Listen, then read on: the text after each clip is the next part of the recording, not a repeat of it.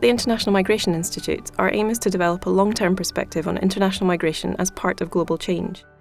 At IMI, Dr. Ali Chaudhary is working on a Marie Curie project funded by the European Commission called Transnational Migration, Citizenship and the Circulation of Rights and Responsibilities. In this project, Ali uses secondary survey data and quantitative analysis to investigate the relationship between political integration and transnational politics among immigrants in Europe. As a sociologist, I think of migration as a set of three interrelated processes that are embedded and shaped by historical and contemporary political, social, and economic contexts. These three processes include mobility, settlement, and belonging. By mobility, I mean the actual process of moving, so crossing an international border, whether it's coming as a refugee, whether it's moving as an economic migrant through a plane or across a border by land. By settlement, I refer to more the processes of what happens, the steps of settling in a new country, finding a house, establishing residency, getting a job, trying to basically get into school, maybe getting education for your kids. Belonging is the final stage, and this is in some ways the trickier one to study as a social scientist because it doesn't always necessarily take place in one country.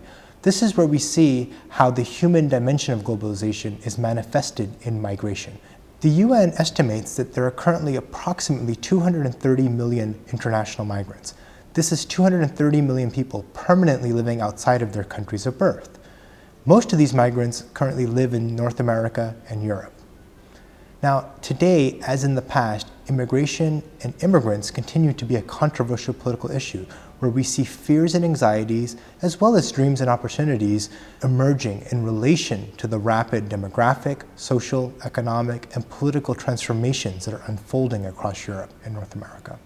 But the effects of migration processes are not only felt in the receiving countries of North America and Europe.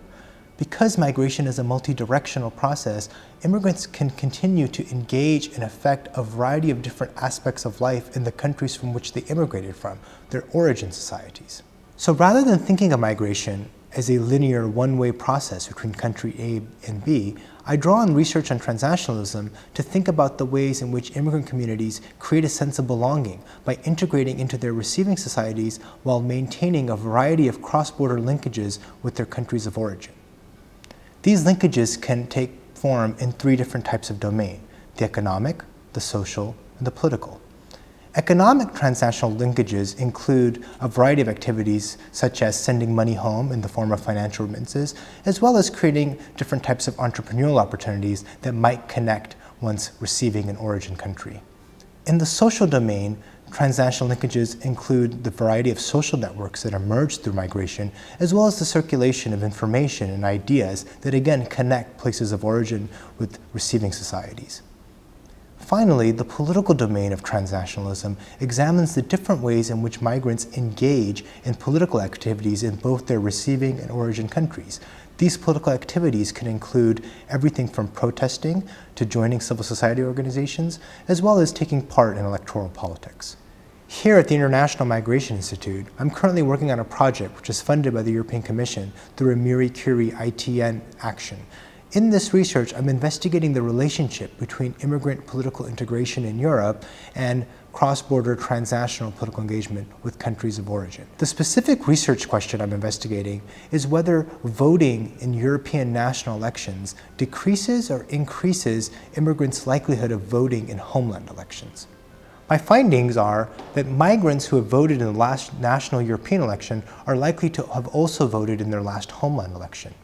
In addition, migrants that are ineligible to vote in national European elections are also likely to have voted in their homeland election.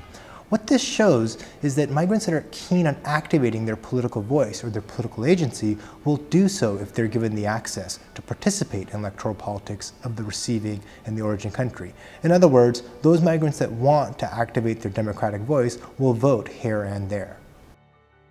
The broader implications of my findings are that by allowing migrants to participate in the national elections within Europe, governments may be able to create more opportunities for successful integration in other domains of social life.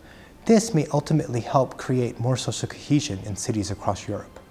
In addition, my findings show that migrants' political participation in European national elections may foster transnational political engagement with origin countries, which may ultimately strengthen democratic institutions and encourage more political participation across the globe.